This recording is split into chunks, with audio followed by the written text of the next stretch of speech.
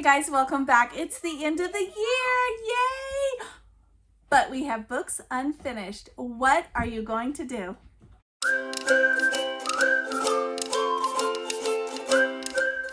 Hey guys, welcome back. I'm Laura Wilkie with Down Home with Lemon Pie, and I am so excited you guys are here. It is Homeschool Fellowship Friday, and this is the day I get to share with you guys all things related to homeschool curriculum reviews, tips, tricks, advice, encouragement, and that is exactly what today's video is about. This is the end of the year, guys, and it is the time when we start thinking about next year, but it can be so easy to overwhelm ourselves with the things of this year, the things that are now. And I want to encourage you guys, give you guys some ideas on what to do with those unfinished books, and encourage you guys that it's okay to have books you haven't finished. Okay, if you are brand new to my channel, I'm a Christian stay-at-home homeschool mama. I have 7 little ones. We have been homeschooling from the very beginning. That is all we've ever done. And if you want to check out more videos like this one, go to the playlist for Homeschool Fellowship Friday.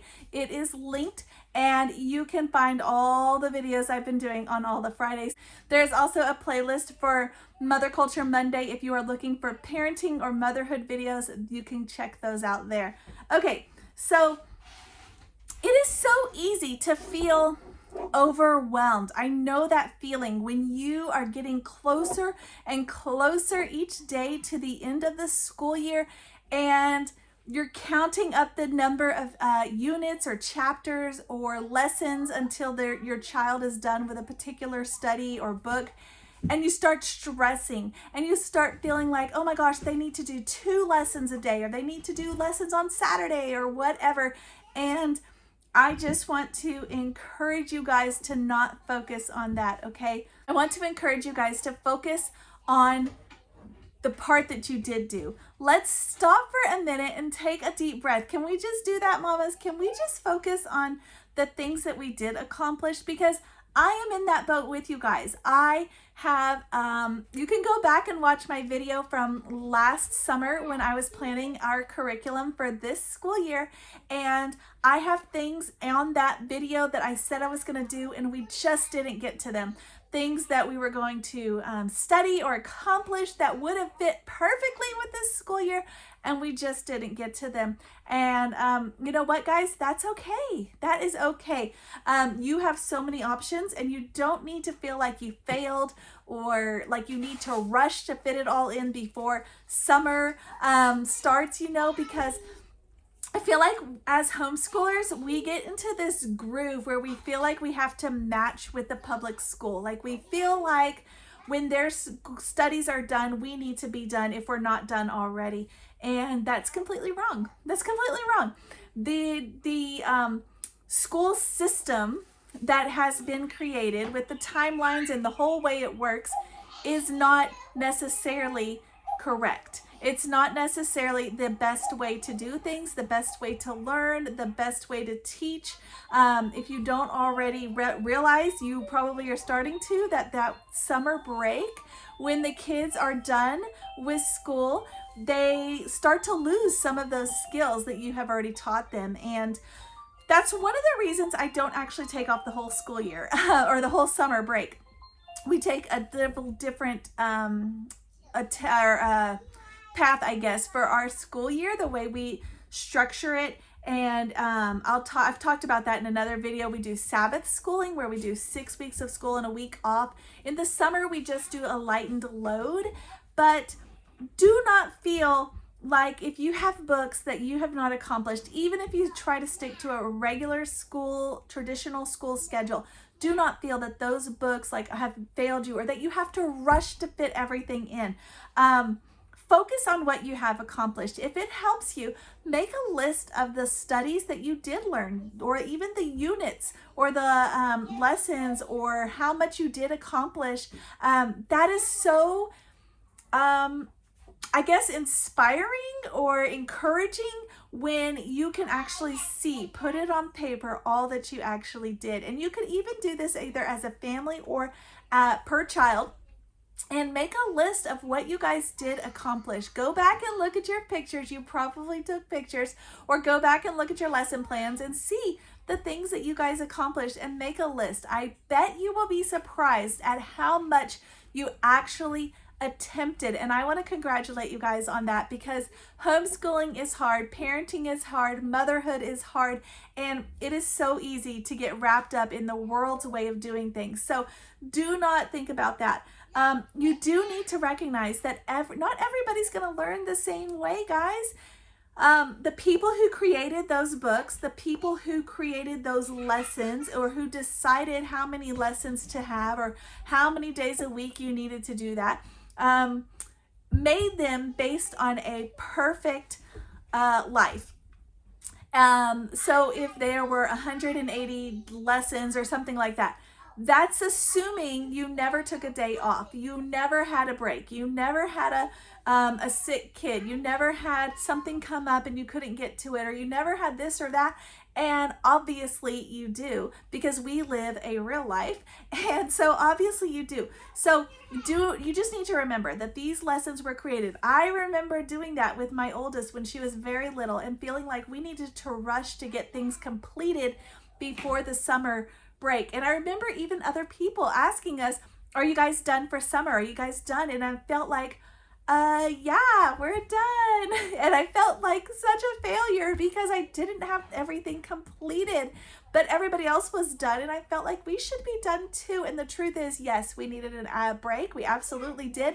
But you know, when you really think about it, learning is not something that you do to get done, right? Learning is not something that you look for the end date of when you can be done learning, because learning happens all the time. Even as an adult, you're still learning. And that is something that we so often forget. My mother-in-law is a great woman. She gave me some great advice early in my homeschool career and said, do not think that you have to fit all of this into this year. She said, as a homeschool mom, think about the things you want to teach them, and you want them to know all of these things by the time they graduate your homeschool or leave your home or whatever. And that is such a wonderful way to put it. I do have a video linked below in my Homeschool Fellowship Friday videos that tells you about a bunch of skills that you should probably think about, or at least consider teaching your kids before they leave home. And when you put that, you start to look at the broader picture, the big picture, you realize that it really does not matter if they finished the last 3 lessons in this book, or the last couple things in this, or whatever. If you feel like you still have a lot of stress, maybe they only got halfway through their math book or whatever, you know what? Keep in mind that you can take those and you can do them during the summer. It's okay. And it is also okay to take those same books and start there next year. Just take a break and start up there next year. Or you could even do something different where you start maybe a month early as like a pre-time where you're doing all of the things, kind of like a review, catching up on things and doing maybe just one or every other lesson or something like this, maybe just the odd problems. I forgot when I started homeschooling how much public schools do not finish their books and how much money they spend on those books. Can I just say that? And then all the books that they don't finish. I remember even when I was a homeschool mom, I had a friend of mine who was a public school teacher, and she said, we are cleaning out all the stuff the kids didn't get to. And she was literally handing me books that had maybe 3 lessons completed, 4 lessons completed, half completed, not even started. And she was like, can you use these with your kids? And, you know, so I took them. We didn't end up using them because they weren't really a good fit, but it was a good reminder to me, again, with the God schooling. Sometimes God puts those reminders in our lives for a reason. And it was a good reminder to me that, look, the public school teachers who are considered professional teachers, right? Because homeschool moms are not considered professionals, right? So the people who are considered professionals haven't even completed all the things that they we're intending to complete. So it is okay, mamas. It is totally okay. You can pick it up, like I said, you can pick it up next year. You can do a few weeks of review, a month of review, even if it's just that subject. Even if it's just like we're going to ease in with just this subject, finishing up the last few lessons in this book or whatever. That's such a great way to do it, and a great way to slowly ease your kids back into a routine. We actually do something fairly similar. So I think that's a great way of doing it. And again, realizing that learning doesn't just have a start and stop. That is something I'm working on teaching my kids in my own home, because I feel like the world tells us that, like, you have finished, so now you're moving to the next grade. You've checked all the boxes, and it's more obscure than that. It's not as black and white as now you're ready to move to the next grade. You may have skills, and we talked about this a lot in the God Schooling video series, which actually, if you want to go back and look at, they are in the Homeschool Fellowship the Friday playlist, but I did put them also in a God Schooling playlist to make them easier to find. But like I said, school doesn't just start and stop and start and stop. It's not so cut and dry, and every child is not the same. All of your kids, even all of your own kids in your own home, are not going to learn and grow in the same manner. You may have one kiddo, like I do, who is speeding past, and she is almost completely done with all of her math and is super excited to start next year. I have another one who's fairly right on track with her lessons in math, and is pretty much right where she needs to be. If we were to take it like at the beginning of the school year and map them out, she's right on track. Then I have another kiddo who is just really taking his time, and that's okay. I don't want to push it and make him hate it, so I'm okay with that. And we're just slowly going about it, a couple lessons a week or whatever.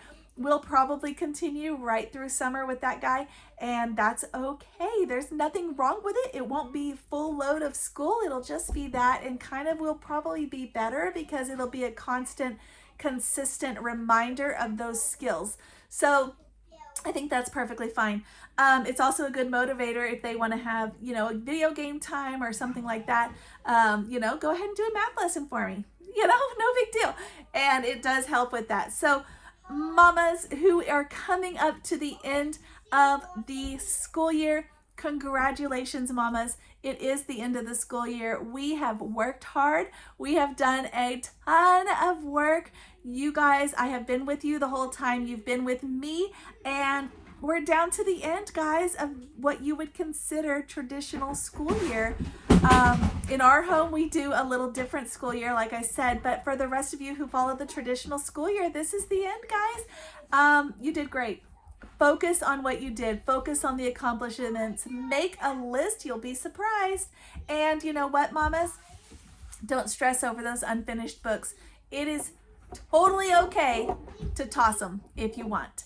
It totally is. It is totally okay to just end that and just move on. When you get to the new school year and you're ready to start back, just start new. It is okay. Most of the curriculums, mama, will repeat. They're built like that. They have a natural review usually built into them. They don't just start at the next level. So if you missed a few at the end of that school year, you're going to still cover that same information at the beginning of the next school year. That's how most of them are created. That's even how public school is. That's why the public school teachers are okay tossing them or ending them.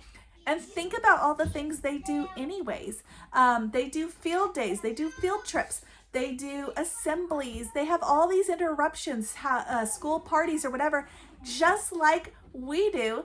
And that's why they don't get to everything, just like we don't either. So it is okay, mamas. Don't put the pressure on yourself. Just because you're a homeschool mama does not mean that you're not going to have unfinished books. So it is okay. And if you're a mama like me, maybe, who kind of likes the books to be mostly finished, continue through the summer. Start early the next school year, and it will be fine. So let this video be an encouragement to you guys. I hope it has been, because I know the pressure we put on ourselves is usually us putting that pressure on ourselves. It's usually us putting it on our kids, and they don't need that. I'm talking to myself because I do it too. So thank you guys for watching. I look forward to doing more videos. If you haven't already, definitely subscribe, and I will see you guys next time.